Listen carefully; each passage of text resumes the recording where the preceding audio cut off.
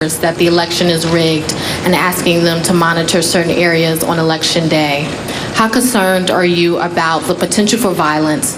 And what about after election day? Are you worried the results of the election may be distrusted? One of the great things about America's democracy is we have a vigorous, sometimes bitter political contest. And when it's done, historically, regardless of party, the person who loses the election congratulates the winner, reaffirms our democracy, and we move forward. That's how democracy survives, because we recognize that there's something more important than any individual campaign, and that is making sure that the integrity and trust in our institutions sustains itself, because democracy, by definition, works by consent, not by force.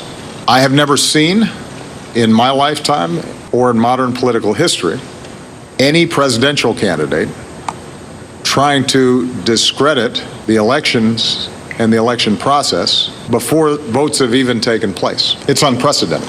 It happens to be based on no facts. Every expert, regardless of political party, regardless of ideology, conservative or liberal, who has ever examined these issues in a serious way, will tell you that instances of significant voter fraud are not to be found, that, keep in mind, elections are run by state and local officials, which means that there are places like Florida, for example, where you've got a Republican governor who's a Republican appointees are going to be running and monitoring a whole bunch of these election sites. The notion that somehow if Mr. Trump loses Florida, it's because of those people that you have to watch out for, that is both irresponsible and, by the way, doesn't really show the kind of leadership and toughness that you'd want out of a president. You start whining before the game's even over. If whenever things are going badly for you and you lose, you start blaming somebody else, then you don't have what it takes to be in this job. Because there are a lot of times when things don't go our way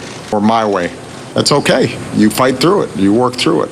You try to accomplish your goals. But the larger point that I want to emphasize here is that there is no serious person out there who would suggest somehow that you could even rig America's elections, in part because they're so decentralized and the numbers of votes involved. There's no evidence that that has happened in the past or that there are instances in which that will happen this time. And so I'd advise Mr. Trump to stop whining and go try to make his case to get votes. And if he got the most votes, then it would be my expectation of Hillary Clinton to offer a gracious concession speech and pledge to work with him in order to make sure that the American people benefit from an effective government. And it would be my job to welcome Mr. Trump, regardless of what he said about me or my differences with him on my opinions, and escort him over to the Capitol, in which there would be a peaceful transfer of power. That's what Americans do. That's why America's already great. One way of weakening America and making it less great is if you start betraying those basic American traditions that have been bipartisan, have helped to hold together this democracy now for well over 2 centuries.